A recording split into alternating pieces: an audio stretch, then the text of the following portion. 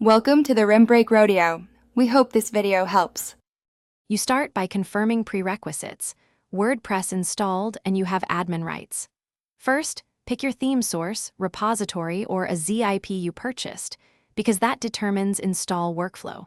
Once chosen, make a full backup of files and database to rollback if needed. Next, go to Appearance Themes and click Add New or Upload Theme. This moves the process from planning to execution. Make sure your PHP and WP versions meet the theme's requirements, so activation won't break the site.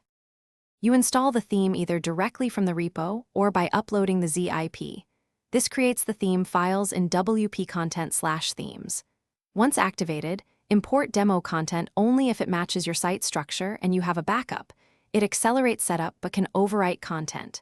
Then, use Appearance Customize to adjust site identity, colors, and typography, and set menus and widgets.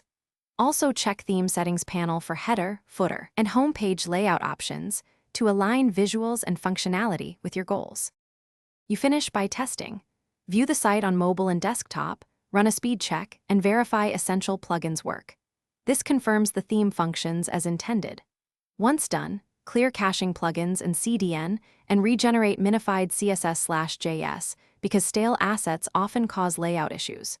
If things go wrong, white screen or fatal errors, switch to a default theme via FTP or change the template option in the database to regain access. Then review error logs to pinpoint the incompatible plugin or PHP.